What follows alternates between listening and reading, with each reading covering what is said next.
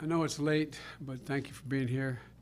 Had a good series of meetings. Just finished more than 2 hours meetings with Saudi leadership here in Jeddah, meeting with the king for about a little over half an hour, working session with the Crown Prince and all the ministers from the energy minister to the sports minister all the way down the line, and got the chance to talk to basically the entire Saudi government.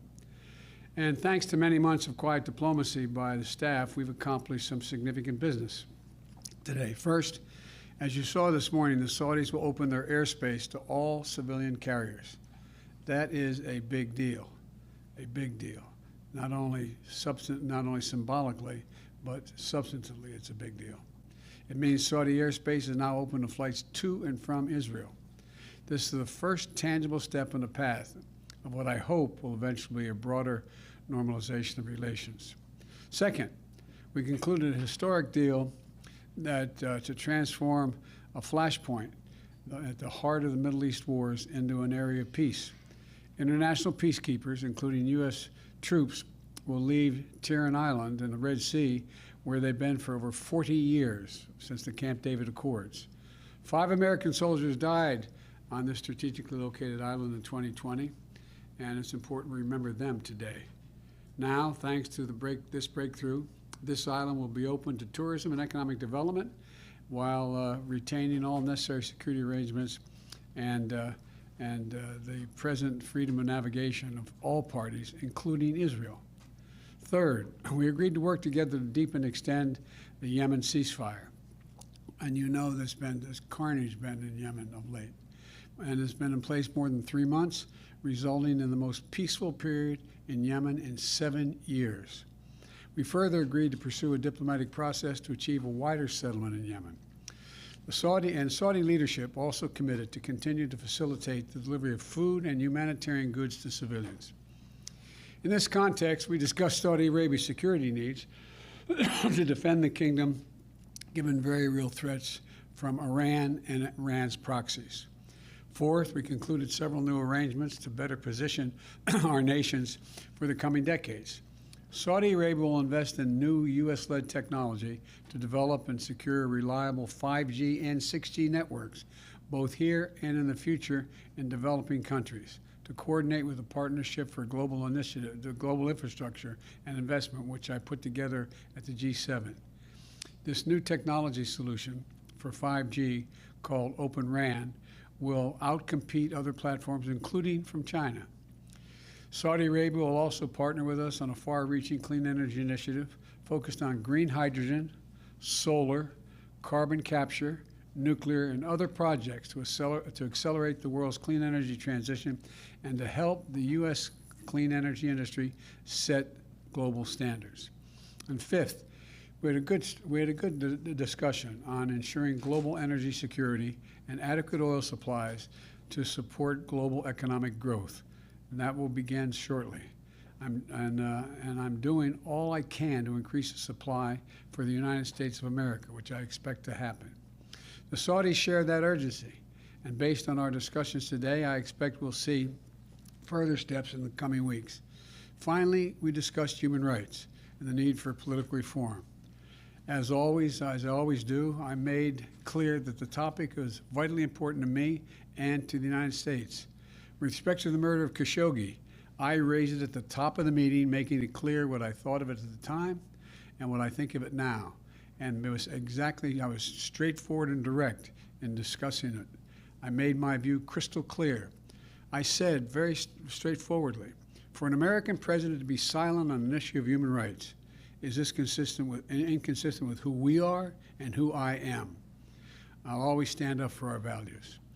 So that's a quick summary of tonight's outcomes. Tomorrow, with 9 leaders from around the region, we'll have more. One thing we will discuss is the multi-billion-dollar commitment of the GCC to invest in the Partnership for Global Infrastructure Investment, which I announced at the G7 last month, to help address infrastructure needs of low and middle-income countries who don't have the wherewithal to borrow the funds to meet the needs of their people. And after years of failed efforts, we have now finalized an agreement to connect Iraq's electric grid to the GCC grids through Kuwait and Saudi Arabia and deepening Iraq's integration into the region and reducing its dependence on Iran. And it was pointed out to me that I was reminded by staff at the time at the meeting that I tried to do that back when I was the early days of my vice presidency. Finally, it's done, being done. Tomorrow, I'll also be laying out an affirmative framework for America's engagement in the Middle East to build on these important steps going forward. The bottom line is this trip is about, once again, positioning America in this region for the future. We are not going to leave a vacuum in the Middle East for Russia or China to fill, and we're getting results. I'll take a couple questions now. What was the Crown Prince's response to your comments about Khashoggi? He basically said that he was not personally responsible for it. I indicated I thought he was. He said he was not personally responsible for it, and he took action against those who were responsible. And then I went on to talk more about how that dealing with any opposition to or criticism of the Saudi administration in other countries was viewed as, to me, a violation of human rights. There was nothing specific. Sir, two quick questions, if I may. First, we just heard from Jamal Khashoggi's wife, who said, after this visit, the blood of MBS's next victim is on your hands. What do you say to Mrs. Khashoggi? I'm sorry she feels that way. I was straightforward back then. I was straightforward today. This is a meeting, I didn't come here to meet with the Crown Prince.